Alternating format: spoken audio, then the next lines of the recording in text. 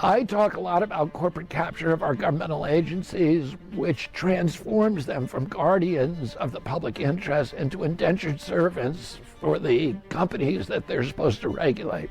Well, corporate capture has made inroads into our legal system too. Let me tell you about one example and how we can do something about it right now.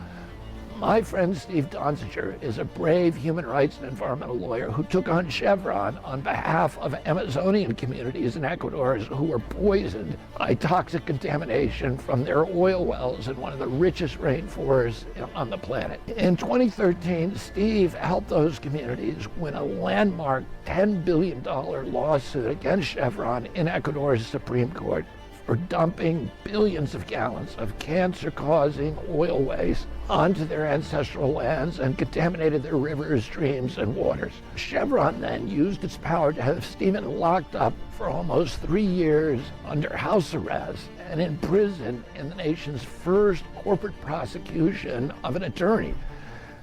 This is harrowing not only for Steven and his clients, but for everyone who believes in the rights of free speech and freedom from corporate control. The story is terrifying. Chevron found an industry judge in the United States who put Donziger under house arrest, confiscated his passport. Instead of using a district attorney, because the district attorney refused to prosecute him, the judge found a private law firm. Now see if you can guess who else that law firm represents. Chevron, of course. And according to Donziger, Chevron and the law firm paid their main witness more than $2 million and coached him for 53 days to testify.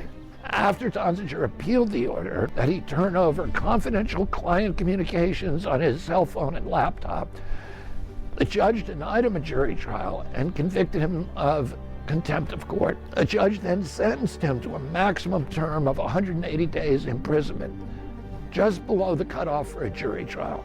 That's how Chevron and the oil industry send a warning to any environmentalist or human rights attorney who might challenge him. What can we do about it? Steve Donziger deserves a full presidential pardon. And when I'm in office, I'm going to give him one on my first day.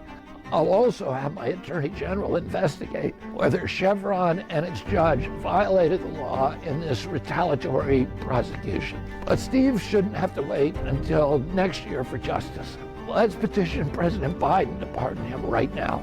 After all, the president claims to be pro-environment. Let's ask him to show it.